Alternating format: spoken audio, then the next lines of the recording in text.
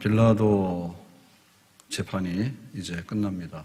빌라도 법정에서 재판이 끝났는데 그 마지막 판결이 나와야 되죠. 그래서 마지막 판결이 뭐냐면 그대는 십자가로 갈 것이다. 그대는 십자가로 갈 것이다. 이거는 재판의 관용 문구인데 십자가형에 처한다. 십자가에서 죽어라. 이렇게 재판이 끝났습니다. 자, 본문 17절 보겠습니다. 17절. 요한복음 19장 17절. 그들이 예수를 맡음에 예수께서 자기의 십자가를 지고, 그래서 지금부터 얘기는 판결에 대한 십자가형에 대한 처형, 십자가형이 어떻게 집행이 됐는가에 대한 이야기입니다. 그들이라고 하는 얘기는 여러 사람인데 로마 군인들이죠. 십자가형을 집행하는 군인들. 그래서 대개는 4명이 한 조를 이루어서 십자가형을 집행을 하게 됩니다.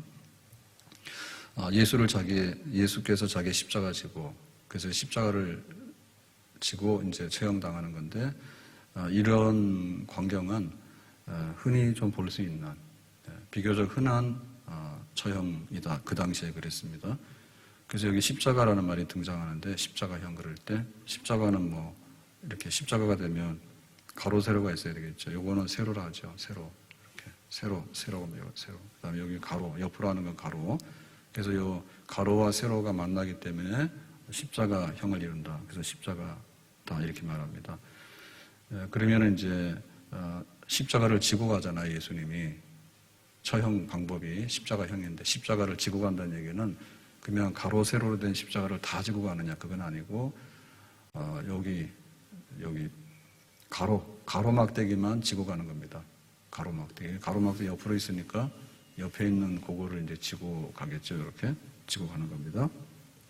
그러면 세로 막대기, 세로 기둥은 어디 있냐면 이거는 그 처형장에 그냥 항상 설치가 되어 있습니다. 처형장이. 처형장은 주로 도시 안에서, 시내 안에서는 사람 처형하는 일을 안 하겠죠. 그래서 성 밖에, 예루살렘 밖에, 도시 외곽. 근데 도시 외곽이라 하더라도 보이지 않는 막 이렇게 그런 데가 아니고 도로변. 그러니까 이 도시 성을 향해서 이렇게 들어올 수 있는 도로가 있으면 그 도로변에 성에 가까운 외곽에 그랬습니다. 그거는 사람들 보는 데서 처형을 한다. 그런 뜻 같죠. 성 밖에, 그러나 사람이 통행하는 도로에서 가까운 곳에 이렇게 세로 십자가 막대기가 항상 설치가 되어 있어요. 그래서 형이 십자가형, 그대는 십자가로 갈 것이다. 이런 판결이 나면 이제 거기 가서 처형되는 겁니다. 그러면 이 처형은 왜 할까? 로마 시대 때 처형, 죄수들에 대한 처형 방법이 여러 가지가 있겠죠. 지금도 사람을 죽인다 그러면은 처형할 때 교수형, 총살형, 그 다음에 등등 여러 가지로 이제 사람이 죽는 방법은 여러 가지잖아요. 그러면 십자가형이라고 하는 것을 왜 했을까라고 할 때 그 로마의 법을 집행하고 로마를 지탱하기 위해서, 그러니까 이제 로마에 반역을 해서 제일 큰 죄를 지으면 이와 같이 죽는다. 그거를 이제 보여주는 그런 효과가 있어요. 그러면 뭐냐면 굉장히 아주 중대한 죄를 억제시키는 그런 처형법이에요. 그래서 대개의 경우는 이 십자가로 가다, 십자가형이다라고 하게 되면 이제 그런 효과를 나타내기 위해서는 시내에서 이렇게 돌아야 되겠죠. 모르게 그냥 지도새도 모르게 싹 데리고 가서 처형하는 비밀 그런 처형은 아니고요. 공개 처형이기 때문에 시내를 이 죄수가 돌아야 돼요. 돌아야 됩니다. 그러니까 돌 때는 이 사람이 십자가형이다라고 하는 죄패가 있죠. 죄패. 이 사람이 무슨 죄목으로 누군데 십자가형이다라고 하는 죄패를 붙이고, 그 다음에 자기가 매달리는 가로막대기 그 십자가를 이제 자기가 지고 그렇게 돌아다니다가 처형장으로 이렇게 가는 겁니다. 근데 이제 예수님 경우에는 조금 특징적인 것이 지금 6월절이 시작이 되잖아요. 지금 금요일이거든요. 금요일. 목요일 밤에 체포돼가지고 밤새도록 산헤드린 공회에서 재판을 받죠. 그러니까 유대인들의 재판이죠. 산헤드린. 정상적으로 하면 산헤드린 공회는 밤에는 소집이 안 됩니다. 근데 밤에 이제 급하게 소집해서 예수를 신성모독이다 혹은 성전모독이다 해서 죽어야 된다. 이렇게 유대인들 재판을 밤새도록 하잖아요, 사내들이. 그래서 자기들이 사형시킬 죽일 권한이 없기 때문에 이제 빌라도 법정으로, 로마 법정으로 이른 아침에 몰려오죠. 몰려와서 예수를 십자가에 못 박아 죽이라 해서 이제 십자가 판결이 나잖아요. 그러니까 지금이 금요일이란 말입니다. 그래서 금요일 이른 아침부터 재판이 이루어져서 십자가에 딱 처형되는 그 시점이 오전 9시라 했거든요. 그래서 예수님이 죽으시는 것은 오후 3시 시간상으로 이렇게 돼 있단 말입니다. 그러니까 이제 금요일 오후 6시가 되면 이제 6월절에 들어가는 거죠. 그래서 굉장히 급하게 이제 아주 날림, 불법 이런 재판을 받고서 십자가형이 시작이 되는 거예요. 그러니까 6월절이 들어가게 되면 죄수를 이렇게 달아놓는 거는 거룩을 범하는 일이거든요. 거룩을 범하기 때문에 빨리 죽어야 돼. 그러니까 뭐 이렇게 여기 십자가를 지고 이 성 안을 돈다든지 이런 과정이 많이 생략이 됩니다. 그러니까 빌라도 법정에서 이미 이제 예수를 사형하기 전에 십자가형이다라고 하기 전에 사실 빌라도는 예수님이 그만한 죽을 만한 죄가 없다고 본 거죠. 그래서 이제 풀어주기 위해서 여러 가지 제안을 하잖아요. 그러니까 이제 매로 쳐라. 그래서 이제 끝내려고 했죠. 그랬는데 그거 가지고 안 된다 기어이. 그래서 나중에는 막 십자가 죽이라 했잖아요. 그러니까 이제 이미 그 채찍에 맞았죠. 그러니까 로마식의 채찍이라고 하는 것은 뭐 쇠붙이나 뼈조각이나 이런 게 이제 달려 있는 이제 채찍입니다. 그래서 그런 채찍을 이미 맞았기 때문에 이제 살이 더 터지게 되고 출혈도 있게 되고 그리고 이제 뼈도 상하게 되고 심각한 그런 상태에 이미 된 겁니다. 그러니까는 예수님께서 이 십자가, 가로된 십자가를 질 수 있는 기력이 없어요, 이미. 그런 매를 많이 맞아서. 그런데 이제 급하게 처형은 빨리빨리 돼야 되니까 이제 로마 병정이, 군인이 예수님이 그 십자가를 지고 지금 못 가잖아요, 거기까지. 그러니까는 구레네 시몬, 네가 대신 져라. 그래서 네가 대신 져라 해서 보니까 이 사람이 이제 구레네 시몬입니다. 그러니까 구레네 시몬은 누구냐? 구레네 출신의 구레네에서 온 시몬이라는 사람이다. 이 사람 왜 오느냐? 지금 큰 배경이 6월절이죠. 6월절에 순례자들이 많이 오죠. 흩어진 유대인들이 다 모여들잖아요, 예루살렘으로. 그래서 뭐 200만 넘는 그런 사람들이 모이니까 거기 중에 한 사람 같아요. 근데 네가 저 십자가를 대신 그랬는데 알고 보니 구레네 사람 시몬이다. 이렇게 돼 있습니다. 자, 17절 다시 말씀을 보면 자, 예수께서 자기의 십자가를 지고 이렇게 해서 이제 십자가형이 이제 시작이 됐는데 처형당하는 십자가형이 집행되는 곳은 어디냐? 해골이라 하는 곳에 나가시니 가로 열고 히브리 말로 골고다. 그래서 기도했던 동산은 겟세마네 동산, 예수님이 처형됐던 장소는 골고다. 그거는 해골이라는 뜻이다. 여기가 이제 십자가형이 집행되는 곳이죠. 그러니까 십자가형이 집행되는 곳은 성 밖이긴 한데 성 주변의 도로에서 가까운 그리고 여기는 약간 낮은 언덕처럼 이렇게 돼 있는 그런 데입니다. 근데 지금 현재로 가보면 예수님 당시에는 그랬는데 지금 현재로 가보면 도시가 됐죠. 도시가 많이 확장이 되다 보니까 도시 안에 들어와 있고 거기에 기념교회가 있죠. 예수님이 십자가에서 죽으시고 또 아리마대 요셉의 무덤에 이렇게 안치되시고 이제 이런 현장이잖아요. 그러니까 거기에 이제 기념교회가 있어서 도시 안에 기념교회 그리고 관광객들이 엄청나게 몰려들겠죠. 예루살렘 성지순례 가면 이제 예수님의 가신 길, 그 길 따라서 그 굉장히 중요한 장소잖아요. 그렇게 돼 있죠. 자, 18절에 예수님의 십자가형이 진행이 되는데 이렇게 말합니다. 그들이 거기서 예수를 십자가에 못 박을새 이제 못을 박는 거죠. 그 못을 박게 되면은 예수님이 지고 간 거는 구레네 시몬이 지고 갔던 가로 막대기의 십자가 막대기고 그 다음에 세로 막대기는 거기에 항상 설치가 돼 있잖아요. 이렇게 설치가 돼 있잖아요. 그러면 어떻게 이걸 하냐면 땅바닥에다가 이 가로 막대기를 놓고 이제 거기에 달릴 죄수가 거기다 고정을 시킨 겁니다. 요 가로막대기에다 고정을 시키니까 팔을 이렇게 벌려가지고 뭐 하겠습니까? 고정시키려니까 손으로 고정을 시킬 수밖에 없겠죠. 그래서 이 손목 윗부분에다가 못을 박는 거예요. 그러니까 못이면은 체중을 지탱해야 되니까 보통 쓰는 이런 못이 아니고 쇠로 된 못이겠죠. 쇠로 만든 두꺼운 그런 못. 그래서 이 체중을 견뎌야 되니까요. 그래서 못을 이렇게 박고, 그러고 나면 어떻게 되죠? 여기 있는 세로 막대기에다가 고정을 시켜야 되잖아요. 이거는 이렇게 서 있으니까, 높이 서 있으니까 사다리를 세우거나 혹은 도르래 이런 걸 이용해가지고 여기에 있는 죄수, 이렇게 가로막대기에 못이 박힌 죄수를 이렇게 들어 올려서 세우면은 이제 십자가 되는 거죠. 십자가 되는 거죠. 이렇게 이제 처형이 되는 겁니다. 자, 이렇게 해서 십자가에다가 이렇게 고정을 해서 딱 세워버리면은 죄수는 이렇게 달려서 십자가에 이렇게 달려있잖아요. 그러면 어떻게 되느냐? 이게 이제, 죽어가는 거죠. 예, 이미 출혈이 돼 있고, 탈진돼 있고, 이런 상황이 심각하게 진행이 되는 거예요.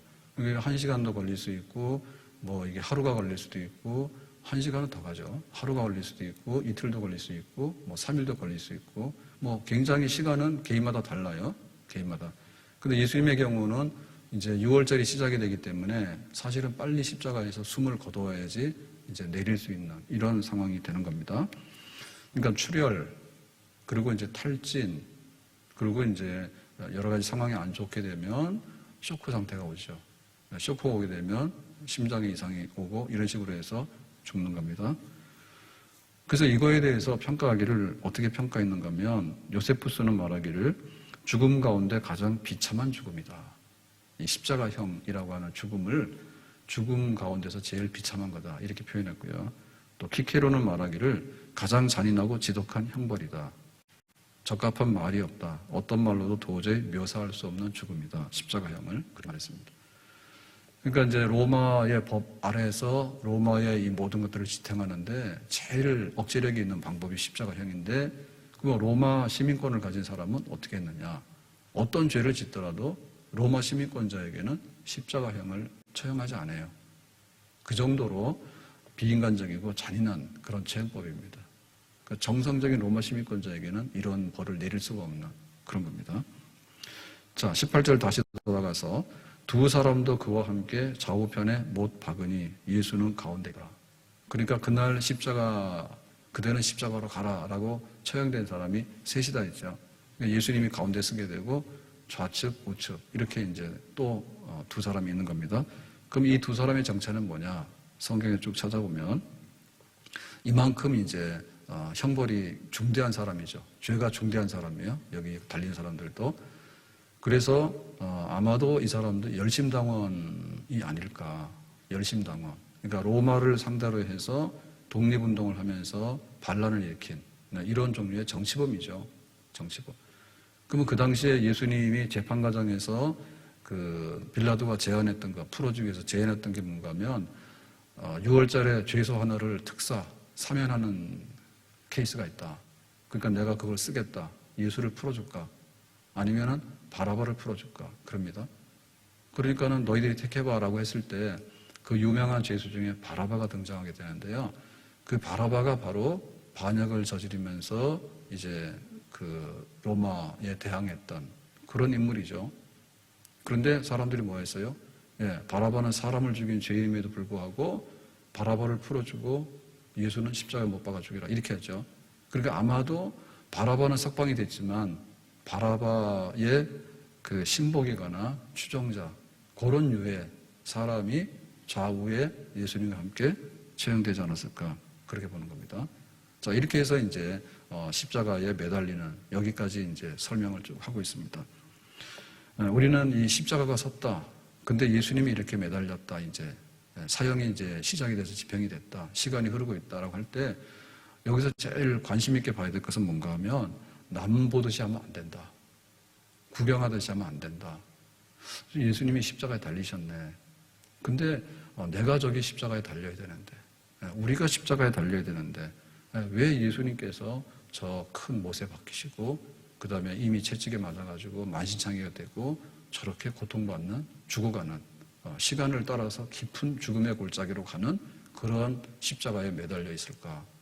참으로 저것은 나를 위한 것이고 내가 매달려야 될 그런 십자가가 아닌가? 우리는 이런 마음으로 지금 예수님의 십자가를 바라봐야 되겠죠. 자, 그래서 이제 십자가에 매달렸다, 시간이 지나고 있다라고 할 때 아무 일도 없었던 것은 아니죠. 죽어가는 그 과정 중에 십자가에 매달린 예수님에게 일어났던 몇 가지의 특징적이고 인상적인 광경이 있습니다.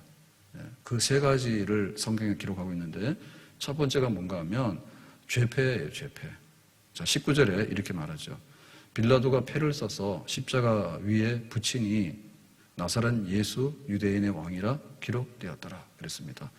그러니까 여기에 처형당한 이 죄수가 도대체 누구냐라고 하는 것을 밝혀야 되겠죠. 왜냐하면 지나가는 사람들 보라고요. 봐야지 십자가 형이 이렇게 무서운 거니까 니들이 죄짓지 말고 특별히 로마 당국에다가 반란을 일으킬 생각은 꿈도 꾸지 마라. 이런 효과가 있는 거죠. 그래서 나사렛 예수.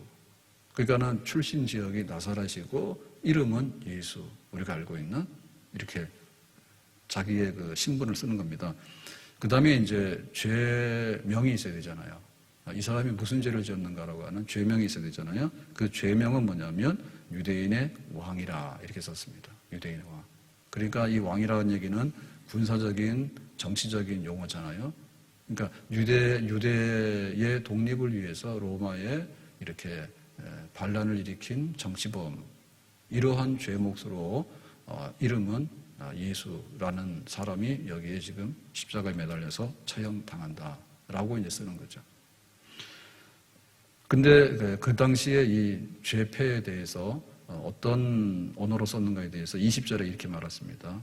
이 패를 읽는데 히브리와 로마와 헬라말로 기록되었더라. 그래서 3개 국어를 쓰고 있는 거예요. 한국어, 일본어, 중국어 이런 식으로. 히브리어라고 하는 얘기는 아람어, 그러니까는 이제 히브리 사람들, 유대인들이 이제 사용하는 그런 언어가 되겠죠. 그래서 이제 다 볼 수 있는, 읽을 수 있는 그런 말이죠. 그 다음에 로마라고 하는 말은 법적인 용어죠. 로마는 법적인 용어죠. 당시 로마 제국에서 쓰고 있는, 관공서에서 쓰고 있는 표준 그런 용어가 되겠죠.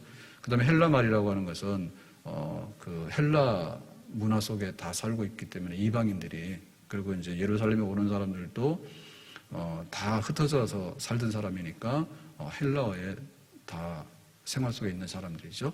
그러니까 여기에 등장하는 말은 히브리 사람들, 유대인이 되든 혹은 이방인이 되든 혹은 뭐 로마의 어떤 행정적인 법적인 게 되든 간에 그 다 누구든지 읽을 수 있는 말로 표현했다. 그러니까 이 십자가의 죽음을 여러 가지 방법으로 전파하고 소통하기 위한 그런 표현의 방식이다. 이렇게 보겠습니다.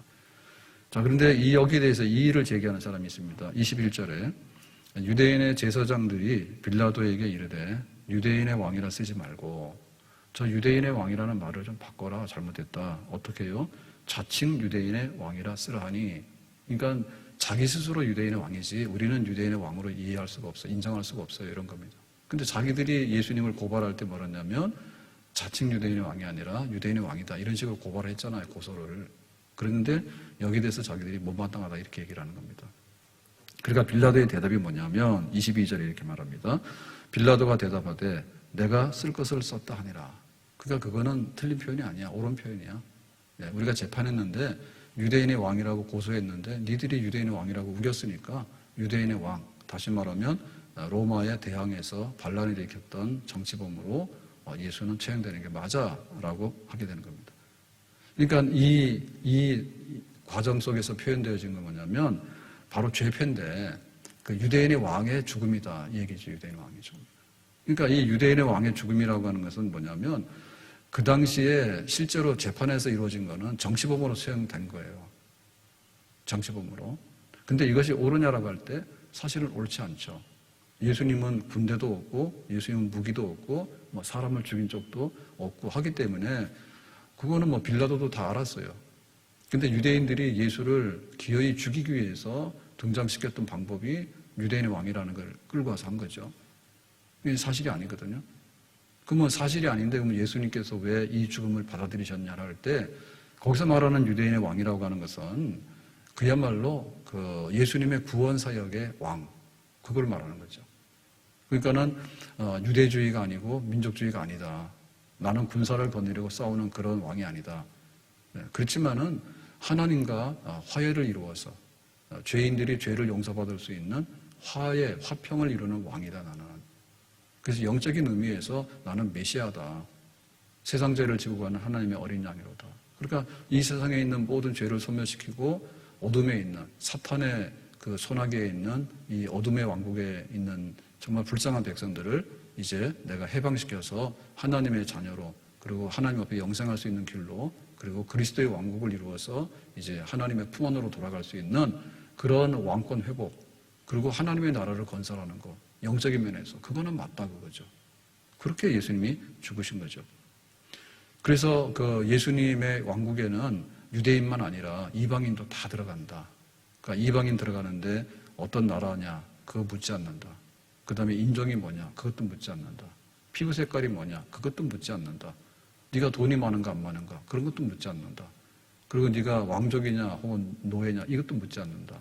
남자냐 여자냐 이것도 묻지 않는다. 그러니까는 전 우주적으로 예수님을 그리스도로 영접하기만 하면 다 구원받을 수 있는 그런 하나님의 나라 왕국을 건설하고자 하는 그런 의미에서 예수님은 이 십자가를 받아들이신 거죠. 그렇게 해서 유대인의 왕. 그러나 세상 사람들이 말하는 군대를 거느리는 왕이 아니라 그야말로 구원자로서 그리스도로서의 유대인의 왕. 이거는 맞다. 예수님은 그렇게 십자가에서 지금 처형당하고 있는 것입니다. 그러니까 이 말은 한편으로 볼 때 굉장히 경멸스러운 말인 동시에 영광스러운 말이기도 해요. 그러니까 경멸스럽다는 말은 뭐냐면 빌라도가 그러죠. 야 예수는 십자가형이야. 죽여버려라 이렇게 말했을 때 너희들의 왕은 바로 이런 모습이야. 이런 모습이야. 그러니까 너희들도 이런 왕 밑에 있는 백성이라 이런 모습이야. 다시 말하면 가장 잔인하게 죽어가야 되는 십자가밖에는 안 되는 왕이야. 그러니까는 세상 사람들이 볼 때 이 십자가라고 하는 것은 그야말로 볼품없는 겁니다. 제일 세상에서 두면 안 되는, 제일 나쁘고 악한, 도움이 안 되는 그게 바로 십자가에서 죽는 사람이에요. 그러니까 유대인의 왕, 예수님은 이렇게 아무런 능력도 없고 그냥 이렇게 죽어가야 되고 피 흘리고 무슨 희망이 있는데 유대인의 왕이라 그래. 이거밖에 안 되는데 한 주먹도 안 되잖아. 그러니까 너희 백성들도 이거밖에 안 돼 라고 빌라도가 막 조롱하고 경멸하는 거잖아요. 그러니까 세상 사람들이 볼 때 십자가는 그렇게 보여요. 뭐 나올 게 없는 거예요. 근데 실상 이 십자가는 뭡니까? 정말 영광이고 보배이고 그리고 존경스러운 것이고 하나님의 높은 영광이 여기에 드러나게 되는 그런 십자가인 거죠. 자, 다시 두 번째 광경에서 이런 얘기들이 나옵니다. 이제 예수님의 그 속옷을 나누는 얘기가 나오는데요. 23절에 이렇게 말합니다. 군인들이 예수를 십자가에 못 박고, 그러니까 십자가형을 집행하는 군인들, 적어도 4명. 이 사람들이 이제 이 일을 지금 진행을 하고 있는데, 그의 옷을 취하여, 예수님이죠. 예수님의 옷을, 죄수들은 옷 입고 죽을 수가 없어요. 그러니까 옷을 다 벗기죠. 4깃에 나눠 각각 한 깃씩 얻고, 그러니까 4명이니까 이 사람들이 일을 하게 되는데, 사형당해서 죽는 사람은 아무것도 가져갈 수가 없잖아요. 자, 목숨도 법에다 내놔야 되는데 지금 자기가 가지고 있는 게 자기 소유가 아니잖아요. 그러니까 4명이서 이렇게 4등분해서 나눠 가는 겁니다. 그럼 주로 어떤 것이 있을까라고 할 때 겉옷이 있고요. 겉옷 있고 뭐 외투가 있고 혹은 머리 덮개, 보자기, 허리띠, 샌들 뭐 이런 거. 그러니까는 이 죄수가 옷 입고 이렇게 했던 그 모든 것에 대해서 싹 다 벗기는 거예요. 그렇죠? 그거에 대해서 누가 나누냐 할 때 이날 사형 집행하는 군인들이 그냥 나눠 갖는 거예요. 4등분으로. 네, 그렇게 됐습니다. 그런데 문제가 되는 게 있었는데 뭐냐면 속옷도 취하니 그랬죠. 근데 이 속옷은 뭐냐면 호지 아니하고 위에서부터 통으로 짠 것이라. 그러니까 이거는 나눌 수가 없어. 뭐는 네가 하고 뭐는 네가 하는데 위로부터 짜여진 속옷 이거는 어떻게 할 수가 없잖아요. 그래서 제비 뽑아서 한 사람이 가져가라 이렇게 썼어요. 그러니까 이 얘기는 보면 그 죄수가 처형당할 때 벌거벗었다는 얘기는 수치잖아요. 수치잖아요. 그러니까 아무것도 남긴 것이 없죠. 아무것도 남긴 것이 없어요. 그러니까 예수님께서 목숨도 내놓는데 예수님 거라고 가져갈 수 있는 것은 아무것도 없는 거지. 그러니까 하나님의 아들이 영광을 버리고 이 땅에 오셨다. 그런데 태어날 때도 마구간에서 태어났는데 마지막에 예수님께서 죽으시는 그 모습도 벌거벗겨진 상태에서 아무것도 없이 그렇게 이제 군인들은 다 가져가 버리고 예수님은 십자가에서 매달려 있는 이런 상황. 그러니까 예수님께서 다 내놓으신 거죠. 우리를 위해서. 뭐 옷 하나 뭐 하나 내 소유라고 할 수 있는 것이 아무것도 없는, 다 내놓는 신발 한 조각이라도. 그런데 그 속옷은 나누지 않았다라는 얘기 속에서 구약 성경을 언급하는 겁니다. 근데 예수님께서 이런 모양으로 십자가에서 죽으시는 것은 구약 성경의 예언을 성취하는 거다. 속옷을 잘라지 않았다. 한 사람이 제비 뽑았던 얘기는. 그래서 구약의 그 메시아의 그리스도에 대한 예언들이 여러 가지가 있잖아요. 태어나는 장소 어디야? 베들레헴에서 태어날 거야. 구약 성경에 이렇게 돼 있거든요. 그러면 마지막에 예루살렘에 들어올 때는 어떤 모양으로 들어올 거야? 라고 할 때 나귀 타고 들어올 거야. 그것도 이제 구약 성경에 예언되어 있고요. 그리고 이제 그 메시아는 어디서 생활한다 할 때 나사렛에서 생활할 거야. 라는 것도 예언이 되어 있고요. 그리고 이제 그 예수님이 배신당한다. 발꿈치를 든다. 이런 예언도 배신에 대한 거잖아요. 그것도 예언이 되어 있고. 그래서 십자가에서 처형당하는데 마지막에는 이 속옷을 찢어서 나누지 않는다. 하나로 통으로 되어 있기 때문에 이것도 예언되어 있는데 그러니까 아주 정밀하게 그거를 관찰하면서 예수님의 생애와 죽음에 관해서 그런데 우리가 뭔가 퍼즐이 있지 않습니까? 퍼즐이 있게 되면 퍼즐이 다 맞아야지 끝에 완성이 되잖아요. 그러니까 예수가 고난받고 죽으시는데 정말 구약에서 말했던 그 그리스도 맞아라고 할 때 출생부터 시작해서 애굽으로 피난 가는 것부터 시작해서 또 나사렛 동네에서 살았던 것부터 해서 그리고 이제 가룟 유대 배신을 당하면서 또 나귀 타고 이제 입성하시는 거. 그래서 마지막에 십자가형 그 가룟 유다에게 배신당해서 이제 십자가에서 처형당할 때 속옷을 나누지 않고 가져갔다는 거. 그러니까 이것이 하나도 틀리는 게 없다 그죠. 또 다 맞아서 마지막에 가서는 딱 그 맞았기 때문에 이 예수님의 십자가에 고난받아 죽으심이라는 얘기는 그야말로 100% 구약에 예언된 그리스도의 그 죽음에 대한 성취다. 이렇게 표현하고 있는 거죠. 그래서 예수님의 십자가의 죽음이 정말 남 얘기가 아니라 성경에 있는 진실 그대로를 우리를 구원하기 위한 정확하게 하나님의 뜻을 이루는 과정 속에서 이 십자가형이 지금 성취가 되고 있다. 이렇게 말하는 거예요. 자, 세 번째 광경. 첫 번째는 이제 죄패에 대해서 얘기했고요. 그 다음에 이제 그 군사들이 물건을 나눠 가지면서 이제 자기들 속옷은 그 찢어지지 않았다. 이런 이제 광경. 자, 세 번째 장면은 뭐냐면 여기 지금 십자가형이 처형이 되는데 시간이 쭉 흘러갔잖아요. 근데 예수님은 굉장히 의외로 일찍 돌아가셨거든요. 오전 9시에 매달려서 오후 3시경에 6시간 정도 있다가 돌아가셨으니까 굉장히 빨리 사망하신 거예요. 그런데 마지막 그 십자가가 처형되고 있을 때 거기 이제 군인들만 있는 게 아니라 많은 사람들이 지나가면서도 보고 와서도 보고 그랬겠죠.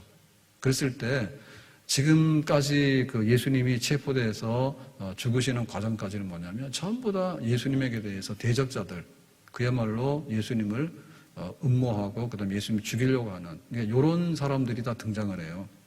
가룟 유다가 나오고 그다음에 로마 병정이 나오고 그다음에 뭐 빌라도가 나오는데 또 빌라도 주변에 몰려와서 그 제사장들이나 뭐 바리새인들 이런 사람들이 막 선동하라니까 이제 이 무리들이 그러면 예수를 십자가에 죽이라 해가지고 그야말로 뭐 아무도 예수님 편은 아무도 없는 이런 상태에서 이제 흑암의 세력들로만 예수님이 다 둘러싸여져 있었잖아요.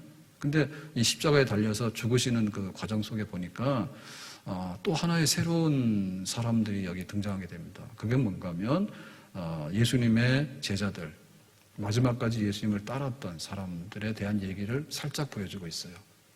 자, 거기 십자가 주변에 있었던 그 제자들이 누구냐라고 하는데 25절에 보니까 이렇게 말합니다. 예수의 십자가 곁에는 그의 어머니와 이모와 글로바의 아내 마리아와 막달라 마리아가 섰는지라. 그러니까 예수님께서 이제 처형돼가지고 이제 죽어가는 그 과정을 본 사람이 있어.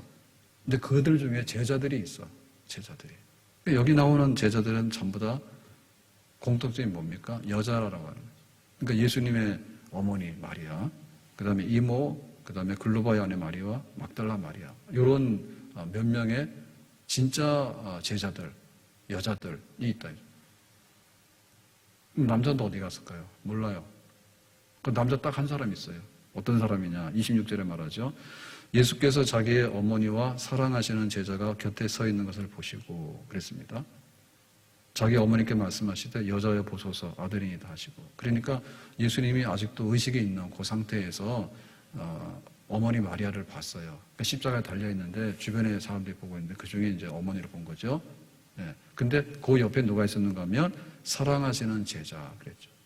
자, 가룟 유다가 배신해서 마지막 6월절 식탁에서요 배신하는데 그 식탁에 6월절 만찬에 있어서 예수님이 주인공이잖아요. 예수님 오른편에 누가 있었다고요? 사랑하시는 자가. 그래서 베드로가 저기서 배신하는 자가 누구래라고 이렇게 머리짓을 하니까 그걸 받아가지고 예수님 옆에서 속삭인 예수님 누구예요? 이렇게 물었던 그 자, 사랑하는 자. 그러니까 지금 요한복음을 쓰고 있는 요한 사도를 말하는 겁니다. 그러니까 요한 사도 요한이 그 자리에 있었어. 근데 다른 남자들은 아무도 없었어. 그러니까 12제자 중에 여기 아무도 없어요. 요한밖에는. 그러면 여기 등장했던 여자들, 이런 무리들이 있었다. 그러니까 요거를 지금 쓰고 있거든요. 그러니까 십자가에 매달려 죽으시기까지 왔던 그 광경을 보면 그야말로 대적자들과 그 막 예수님에 대해서 아주 험악한 이런 무리들만 둘러싸여 있었는데 그 마지막 예수님이 죽으시는 그 역사적인 장소, 그 장소에 이제 요한하고 정말 마지막까지를 함께 했던 사람들, 여자. 그래서 뭐 교회의 마지막도 함께 한 사람이 누구냐라고 할 때 대부분이 여자가 아닐까. 남자가 없는 건 아니고 요한 정도, 하나 정도는 끼울 수 있지 않을까. 이상한 건 아니다. 그래서 우리가 이 십자가에 달려서 죽어가는 예수님은 있는데 근데 여기 소수의 제자들이 있잖아요. 그 나머지도 어디 갔냐고요. 그래서 우리는 또 한번 질문하게 되는 겁니다. 예수님의 십자가가 있는데 진짜 제자들은 그 아래에 있더라. 진짜 제자들은. 물론 베드로는 도망갔다 나중에 돌아오긴 했어요. 근데 아예 도망 안 가는 게 낫죠. 아예 처음부터 도망 안 가는 게 낫죠. 진짜 제자가 어디 있느냐, 진짜 제자가. 진짜 제자가 누군가. 나는 언제 어떠한 경우도 정말 예수님이 가시는 데면 난 따라갈 수 있는가. 그리고 십자가에서 처형당하시는데 그때까지도 나는 함께 할 수 있겠는가. 저버리지 아니하고 등 돌리지 아니하고 그런 질문을 하게 되는 거예요. 누구든지 나를 따르려거든 자기를 부인하고 자기 십자가를 지고 나를 좇을 것이니라. 십자가 아래에서 그 예수님의 마지막까지를 동행할 수 있는 그런 참된 제자, 참된 그리스도인이 되어야 될 줄로 믿습니다. 네, 좋은 때 나타나서 숟가락 들고 왔다 갔다 하는 거는 정말로 가짜들이 많아요. 근데 가장 어렵고 가장 힘든 순간에 그 십자가 아래, 심지어 예수님이 지금 죽어가는 그 과정 속에서도 나는 예수님을 버릴 수가 없어요.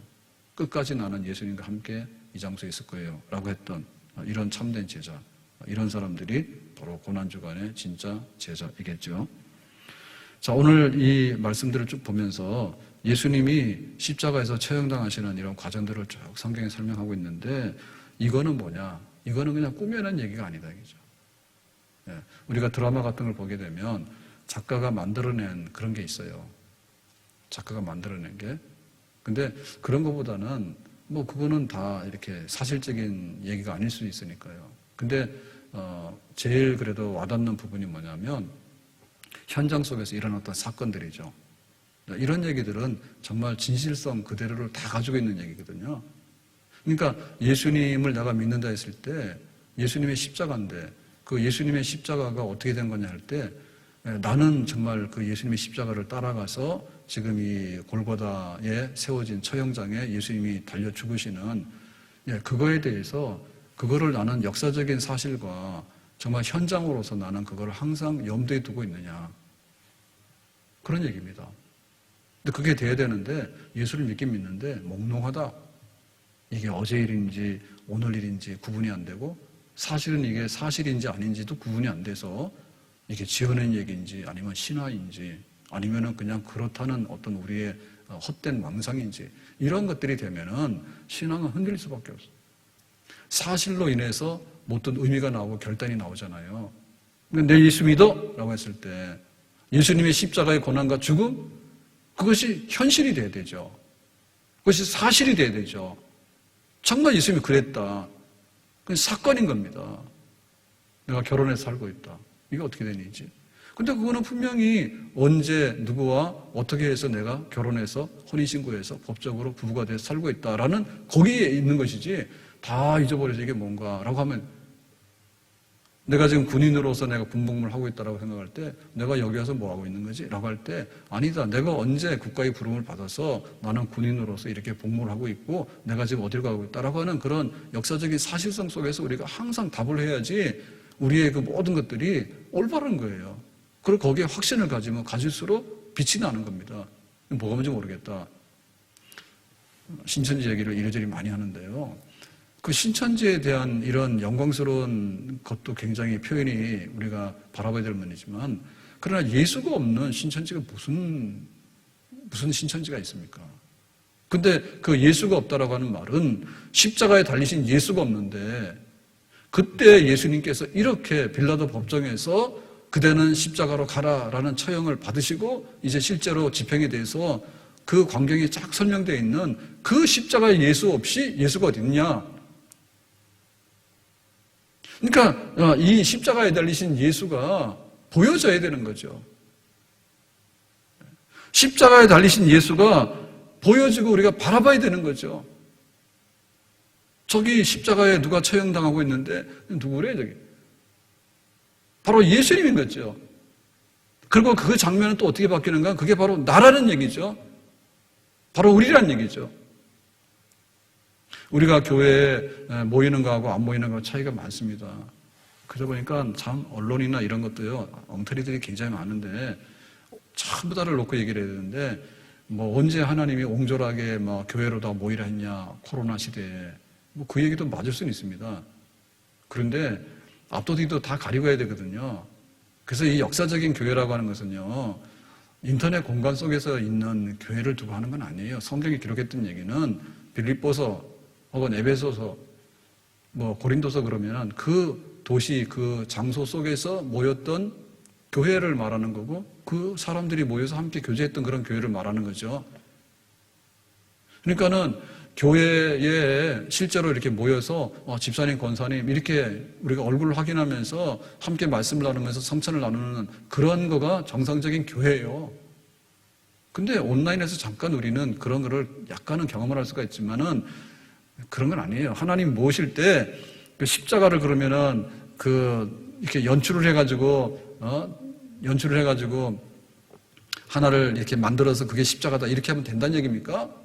아니죠. 예수님께서 십자가에서 그렇게 실제로 당하셨죠. 죽음을. 그러니까는 예수님 생각하면 십자가 뻗떡 생각나야 되고 십자가 생각하면 정말 예수님께서 저 십자가에 달리셨네.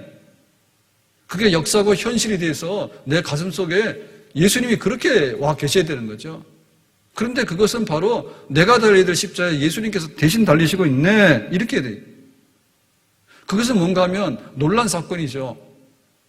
저렇게 끔찍한 십자가형을 당하시는 분이 예수님인데 그게 바로 나의 모습인데 예수님께서 저렇게 대신해 주셨다는 것에 대해서 고맙고 감사하다. 은혜다 얘기죠. 예수 나를 위하여 십자가를 질 때 저 무지한 사람들 메시아 죽였네. 예수여 예수여 나의 죄 위하여 법의 피를 흘리니 죄인 받으소서. 내가 죄인인데 내가 구원을 받는다라고 하는데 예수님의 십자가와 피 흘리심과 고난의 죽음의 현장이 없는데 어떻게 내 죄가 사함받으며 내 구원이 있겠는가?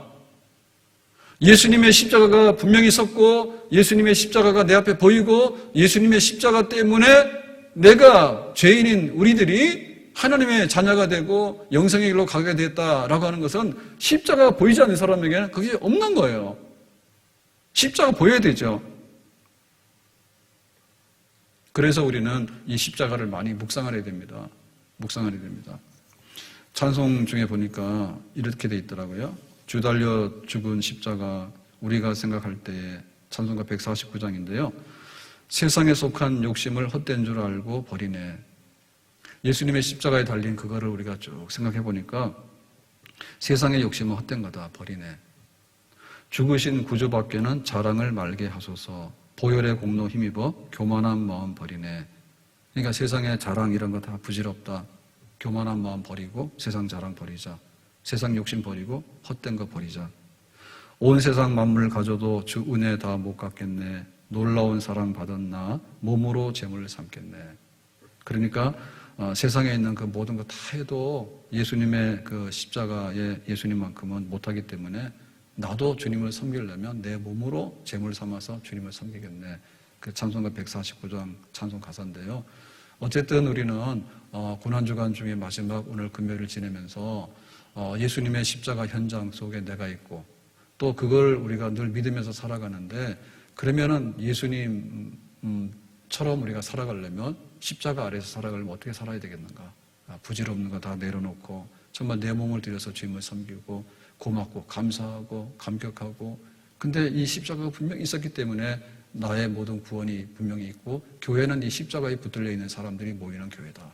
그러니까 교회에 오는 사람 한 사람은 정말 특별한 사람들이에요. 우리가 구원받았는데 너 예수 믿니라고 할 때 우리는 철학적인 소견이나 혹은 우리의 마음의 신념만 같은 사람들이 아니라 예수님의 십자가 사건이 생생하게 가슴 뛰는 사람들만이 모이는 것이 바로 그리스도인이고 교회다. 그런 면에서 교회는 십자가다. 내가 그리스도인이다. 나는 십자가 안에 있다. 십자가와 내가 하나가 될 수 있는 그런 은혜의 삶 속에 있기를 예수님의 이름으로 축복합니다. 기도합니다.